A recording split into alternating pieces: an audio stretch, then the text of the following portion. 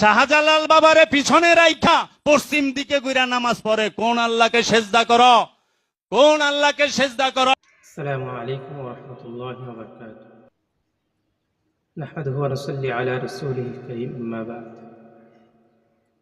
সম্মানিত দর্শক শ্রোতা, আমি আজকে আপনাদের সামনে যে টপিকটি নিয়ে এসেছি তা হলো একটি মাজার পূজারীর এক অন্ধভক্তর একটা ভিডিও নিয়ে, যে একটা মানুষ কতটুকু অন্ধভক্ত হলে এ ধরনের কথা, কোরআন সুন্নাহ বিরোধী কথা তার মুখ থেকে বেরোয়।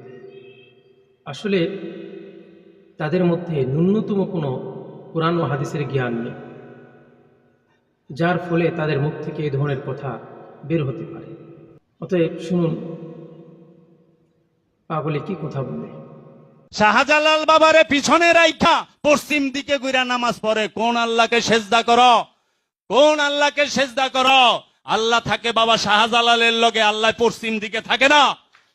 আল্লাহ বাবা শাহজালালের লগে আছে, আল্লাহ বাবা শাহপরানের লগে আছে। জুম্মার দিন গেছি আমি বাবা শাহপরানের রওজা মোবারকে, যা দেখি পশ্চিম দিকে গুইরা বাবা শাহপরান রে পিছন দিয়া নামাজ পড়বার লইছে। দেখো এরা কারে সেজদা করে? আমাদের সুরেশ্বরী বাবার এখানে অনেকে দেখি যে পশ্চিম দিকে গুইরা সুরেশ্বরী বাবারে সাইডটা নামাজ পড়ে। এরা কারে সেজদা করে? আল্লাহ কি পশ্চিম দিকে থাকে? আমার তো মনে হয় তার গাঞ্জা কম পড়েছে বিধায় তার মুখ থেকে এই ধরনের কথা বের হচ্ছে। সঠিকভাবে গাঞ্জা, হিরোইন, ফেন্সিডিল খাইতে পারতেছে না, মাথা বিগড়ে গেছে, যার কারণে তার জবান থেকে এই ধরনের কথা বের হচ্ছে। সম্মানিত দর্শক শ্রোতা, আপনারা তো নিজেরাই শুনলেন যে এই অন্ধভক্ত কীরকম গাঁজা হয়ে কথা বলতেছে। একটা মানুষ যার মধ্যে ন্যূনতম সুস্থ বিবেক থাকবে, তার জবান থেকে কোনোদিন এই ধরনের কথা বের হতে পারে।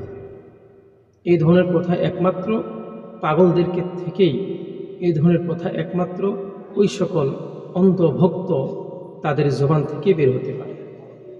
এই জন্য সাবধান আমরা সকলে, এই ধরনের অন্ধভক্তদের থেকে আমরা দূরে থাকব এবং যে সকল জায়গায় এই ধরনের কর্মকাণ্ড হচ্ছে সে সকল কর্মকাণ্ডকে আমরা আমাদের সাধ্য অনুযায়ী রোখার চেষ্টা করব। আল্লাহ পাক রব্বুল আলামিন আমাদের সকলকে তৌফিক দান করুক। ওয়া মা আলাইনা ইল্লাল বালাগ।